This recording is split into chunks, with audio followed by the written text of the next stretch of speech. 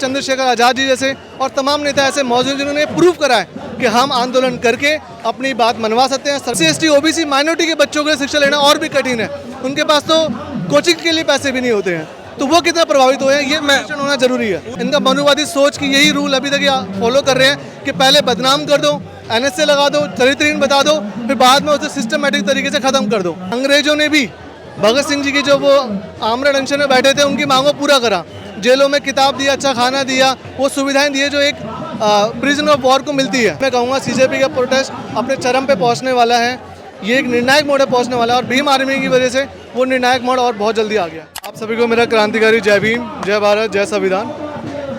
मैं मनोज कुमार व्याग्र हूँ, Bhim Army Student Federation national in charge.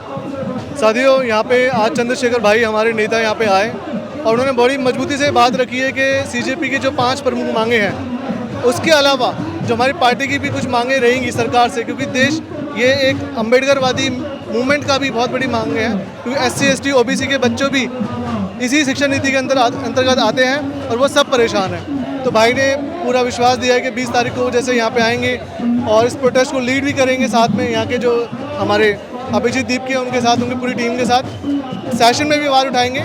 But इसके अलावा कुछ 1-2 बातें जो मैं ज़रूर रखना चाहूँगा कि पूरी CJP आंदोलन और ख़ासकर जो अम्बेडकर आदि यहाँ पर जो हमारे लोग आए, साथी आए हुए हैं, उन सबसे बड़ी मांग ये है कि शिक्षा का राष्ट्रीयकरण होना बहुत ज़रूरी है। जैसे हम बात करते हैं कि 8वीं क्लास तक की शिक्षा मुफ्त है, वैसे ही पूरी शिक्षा को मुफ्त कर देना अनिवार्य होना चाहिए। दूसरा ये कि अगर हमें पता है कि देश में NTA नेशनल टेस्टिंग एजेंसी के थ्रू जो एग्ज़ाम कंडक्ट किए जा रहे हैं, वो एग्ज़ाम्स अगर सही नहीं से कंडक्ट नहीं कर पा रहे, पेपर लीक हो रहे हैं, तो उसके लिए जो प्राइवेट अथॉरिटीज़ हैं, जैसे TCS का नाम लूँगा मैं, TCS 12 करोड़ बच्चों के एग्ज़ाम देश भर में लेती है। RRB के SSC एग्ज़ाम तक वो लेते हैं, IIM के जो CAT के एग्ज़ाम होते हैं वो लेते हैं, IIT का गेट का एग्ज़ाम जो होते हैं वो लेते हैं, जो वर्ल्ड के टॉप लेवल के एग्ज़ाम है वो कंडक्ट करा दिए हैं। और आज तक एक भी लीक TCS के मैनेजमेंट के थ्रू नहीं हुआ। सबसे बड़ी बात है, TCS का सबसे बड़ा डिजिटल इंफ्रास्ट्रक्चर यहाँ पे मौजूद है इस देश में, फिर भी सरकार अपने चुनिंदा पदाधिकारियों के लिए और उनको मतलब एक मौका दे रही है कि आप खूब खाओ, खूब कमाओ और बच्चों का भविष्य भाड़ में जाने दो, और उन्हें ऐसा सिस्टम बना के दे दिया है कि बच्चों का भविष्य बर्बाद कर दें। तो NTA की जगह TCS जैसी अथॉरिटीज़ को आके उन्हें मौका देना चाहिए एग्जाम कंडक्ट के लिए। लेकिन इस बीच धर्मेंद्र प्रधान का बयान आता है, दहशतगर्द जैसे शब्दों से नवाजते हैं, फिर चंद्रशेखर आज़ाद। आप लोग क्या दहशतगर्द जैसे टैगों से बचेंगे क्या? देखिए कि एक माइंडसेट है। अभी जैसे मेरठ में ही जो यहाँ पे वहाँ के जो SSP थे, उन्होंने ये कहा कि यहाँ पे वो नेता भी यहाँ मौजूद थे जिन पे NSA लगा हुआ है, वो पदाधिकारी भी यहाँ मौजूद थे और वो यहाँ पे लोगों को भड़काने का काम कर रहे थे। ये सरकार ने सिर्फ एक ही अपना उद्देश्य बना रखा है कि यहाँ पे कहते हैं ना, अगर आप बहुजन समाज का इतिहास देखेंगे तो हमारे महाराजाओं राजाओं को जब गुलाम बनाया जा रहा था मनुवाद के उसमें, तो सिर्फ एक हथियार था उनके पास कि पहले इनको बदनाम करो और फिर जान से मार दो। तो सरकार का यही रूल, इनका मनुवादी सोच की यही रूल अभी तक फॉलो कर रहे हैं कि पहले बदनाम कर दो, NSA लगा दो, चरित्रहीन बता दो, फिर बाद में उसे सिस्टमेटिक तरीके से ख़त्म कर दो। यही वजह है कि ये माइंडसेट SSP जो मेरठ के थे उनके अंदर भी देखा जाता है, सरकार के पदाधिकारियों में भी देखा जाता है। क्या तैयारियां रहेंगी 20 तारीख को?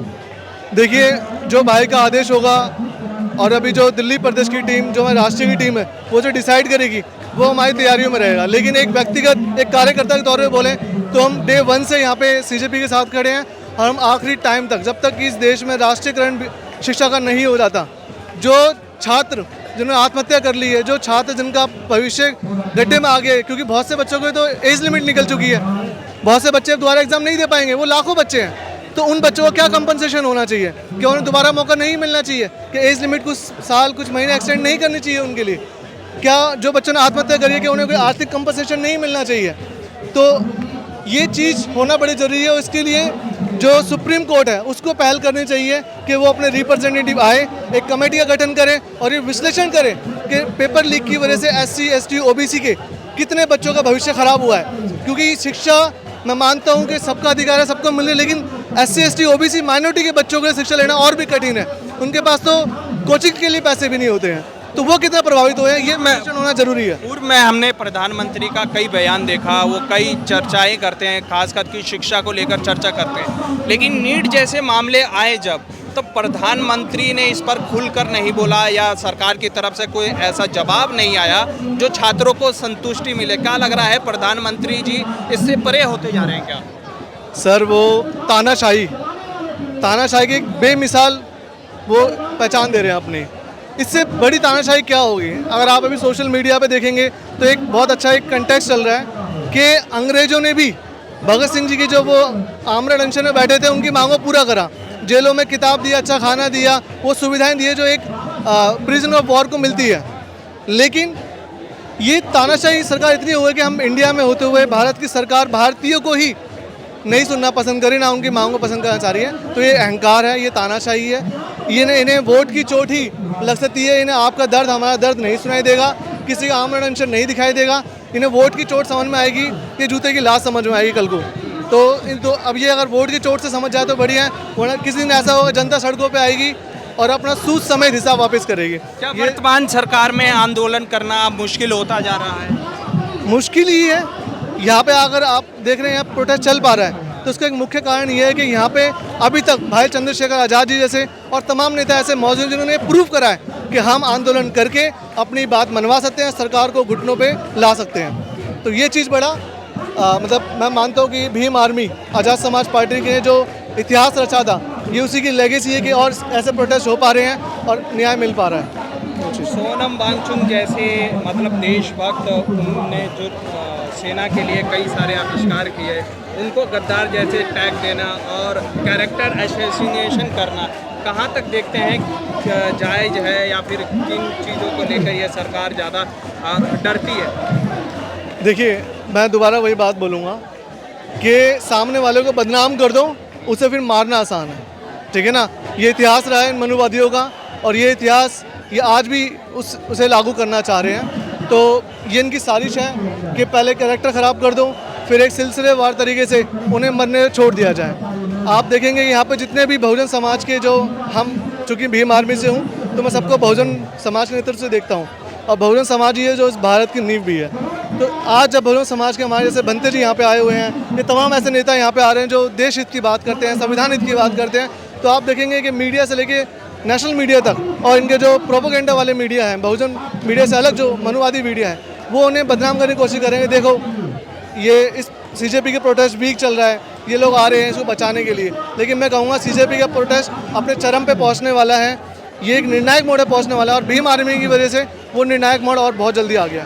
आखिर इतना टाइम क्यों लग गया चंद्रशेखर आज़ाद को? क्योंकि प्रदर्शन तो काफ़ी दिनों से चल रहा है और ये सवाल ज़्यादा ये सवाल का बेस आधार नहीं है। जिस नेता ने प्रदर्शन करना सिखाया हो, जिस नेता ने आज के नौजवान को घर से निकल के अपने सुख सुविधा से निकल के मैदान में सड़कों पर आके अपना हक मांगना सिखाया हो, उस नेता को बोलना कि वो नहीं आया गलत बात है। यहाँ डे 1 से इवन डे 0 से जो यहाँ पे भीम आर्मी के साथी मौजूद हैं, भीम आर्मी छात्र संघ के यहाँ पे साथी मौजूद हैं, आज़ाद समाज पार्टी के भी मौजूद हैं, चाहे भाई ने डायरेक्शन ली हो या ना ली हो, लेकिन यहाँ पे मौजूद है। सबसे बड़ी बात मैं ये बोलना चाहूँगा कि इस देश में एक बहुत बड़ी जंग है जो अकेले चंद्रशेखर आज़ाद लड़ रहे हैं, वो जंग है जातंकवाद के खिलाफ। आप धर्म के खिलाफ देखेंगे मूवमेंट चल रही है नहीं चल रही है, लेकिन खैर धर्म के खिलाफ भी कोई बड़ा नेता नहीं बोलता है। जो अधर्म हो रहा है उसके खिलाफ बड़ा नेता नहीं बोलता है, जातिवाद के खिलाफ कोई बड़ा नेता नहीं बोलता है। हमारे पूर्व में जो हमारी नेता रही हैं वो भी सड़कों पे आके या सोशल मीडिया पे भी वो हमारे जातिवाद जो हमारे खिलाफ हो रहा है उसके खिलाफ नहीं बोल रहे। तो चंद्रशेखर भाई एक बहुत बड़ी जंग लड़ रहे हैं जिसकी तुलना हम और इन तमाम ऐसे प्रोटेस्ट नहीं कर पाएंगे। वो जातिवाद के खिलाफ सबसे बड़ा अपनी जंग लड़ रहे हैं। क्या आप भी कह पाएंगे ये गर्व से कि हाँ मैं भी कॉकरोच हूँ? बिल्कुल। देखिए कॉकरोच होना ये एक रियलिटी है आज के टाइम पे। अगर आज हमें हमारा हक अधिकार नहीं मिल रहे हैं, हमें एक मामूली से अधिकार के लिए भी, और जो संवैधानिक अधिकार है हमारा राइट ऑफ एजुकेशन, उसको भी अगर प्रॉपर तरीके से, एक होता है संवैधानिक नैतिकता, अगर संवैधानिक नैतिकता को सरकार फुलफिल नहीं कर पा रही है, उसका पतन कर रही है, मैं मानता हूँ सरकार को गिर जाना चाहिए। और इस सरकार को गिराने के लिए अगर हमें एक टैग मिल गया कॉकरोच, तो हम उस टैग को भी अपना के सरकार को उसका जवाब देने के लिए तैयार हैं। तो हम कॉकरोच गर्व से बोल सकते हैं।